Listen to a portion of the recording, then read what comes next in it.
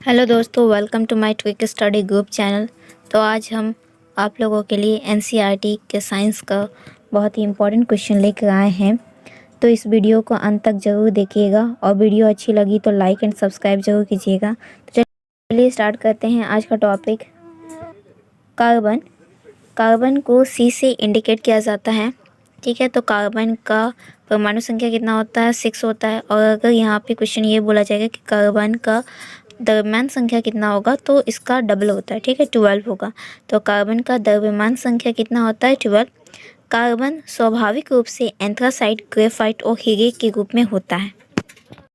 इसका मतलब ये है कि कार्बन जो है वो एंथ्रासाइट, ग्रेफाइट और हीरा, ये तीनों में कार्बन की मात्रा होती है, ठीक है।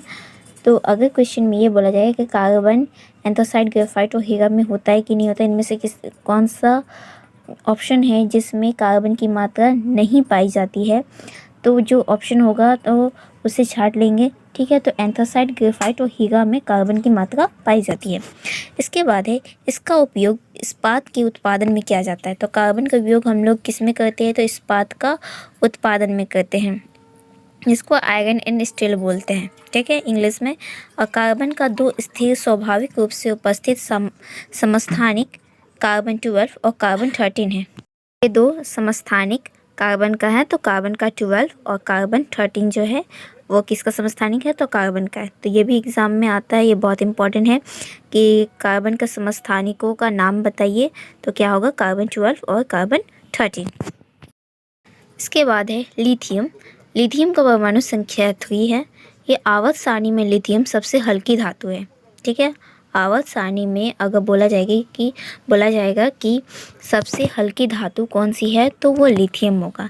ये mobile phone, laptop, digital camera आदि के लिए रिचार्जेबल बैटरी में व्यापक रूप से उपयोग किया जाता है। इसलिए इसको लिथियम हल्का होता है, लैपटॉप में सब में ऐड किया जाता है, बैटरी रूप में रखा जाता है, ठीक है। तो इसमें अगर बोला जाएगा कि रिचार्जेबल बैटरी में किसका प्रयोग किया जाता है, तो लिथियम का प्रयोग किया जाता है। इसके बाद है फास्फोरस। तो इसकी परमाणु संख्या 15 है। सफ़ेद फास्फोरस और लाल फास्फोरस के दो मुख्य रूप है, ठीक है। तो फास्फोरस का मुख्य रूप पूछा जाएगा तो कितना होता है? तो 2 होता है। क्या क्या होता है? तो सफ़ेद फास्फोरस और लाल फास्फोरस। इसका उपयोग ज़्यादातर पौधों की उर्वरक, रासायनिक कीटनाशकों आदि में किया जाता है और इसका सबसे आम उपयोग सुरक्षा माचिसों में किया जाता है। तो माचिस में लाल फास्फोरस का यूज़ करते हैं, ठीक है। इसके बाद है बेकिंग सोडा। यह अम्ल त्वरनाशक का एक प्राकृतिक स्रोत है। बेकिंग सोडा में सोडियम बाइकार्बोनेट, इसका फॉर्मूला होता है सोडियम बाइकार्बोनेट का NaHCO3, ठीक है। और ये पेट के एसिड को जल्दी से बेअसर कर देता है। मतलब पेट में अगर गैस हो जाता है तो बेकिंग सोडा खाने से वो अम्ल को, जो एसिड होता है, उसको बेस में चेंज कर देता है।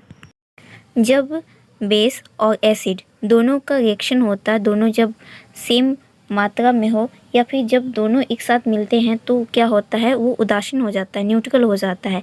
इसी की वजह से जो हम लोगों के पेट में गैस होता है, तो जब बेकिंग सोडा, सोडियम बाइकार्बोनेट खाते हैं तो उससे क्या हो जाता है? वो न्यूट्रल हो जाता है और इससे एसिड को जल्दी से ठीक कर देता है, ठीक है। सोडियम बाइकार्बोनेट एक सफ़ेद क्रिस्टलीय ठोस है।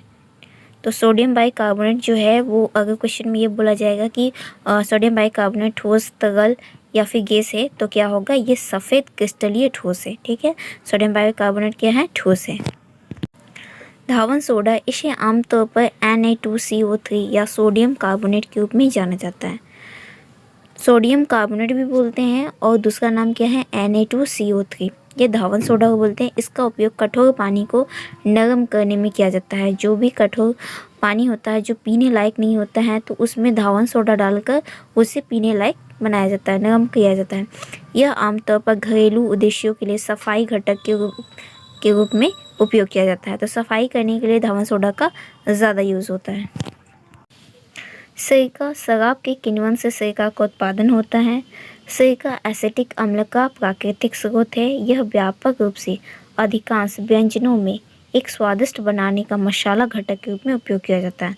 तो सिरका, सबसे पहले क्वेश्चन ये बोला जाएगा कि सिरका जो है वो किस विधि द्वारा उत्पादन होता है? तो किण्वन विधि द्वारा होता है, ठीक है। और सिरका का प्राकृतिक स्रोत क्या है? तो एसिटिक अम्ल है। और यह व्यापक रूप से अधिकांश व्यंजनों में इसका ज़्यादा उपयोग किया जाता है। इसके बाद जल योजन पर calcium sulphate hemihydrate CaSO4 half H2O, gypsum का ये सूत्र है calcium sulphate dihydrate CaSO4 2H2O की क्रिस्टलीकरण की ओर ले जाता है। ठीक है, तो ये सिरका का काम है। जिप्सम कैल्शियम सल्फेट डाइहाइड्रेट से बना एक सामान्य सल्फेट खनिज है। जिप्सम क्या है? तो वो कैल्शियम सल्फेट डाइहाइड्रेट से बना एक सामान्य सल्फेट खनिज है। कैल्शियम फॉस्फेट Ca3PO4 का होल 2। कैल्शियम फॉस्फेट एक खनिज है जो कैल्शियम के आयनों और फॉस्फेट आयनों से बना है। ठीक है, तो कैल्शियम फॉस्फेट किससे मिलकर बना होता है? तो कैल्शियम जो है आयन और फॉस्फेट आयन, ये दोनों से मिलकर बना होता है। कैल्शियम फॉस्फेट का उपयोग कैल्शियम की कमी का इलाज करने के लिए किया जाता है। तो अगर बॉडी में कैल्शियम का कमी हो जाता है तो कैल्शियम फॉस्फेट का प्रयोग करते हैं।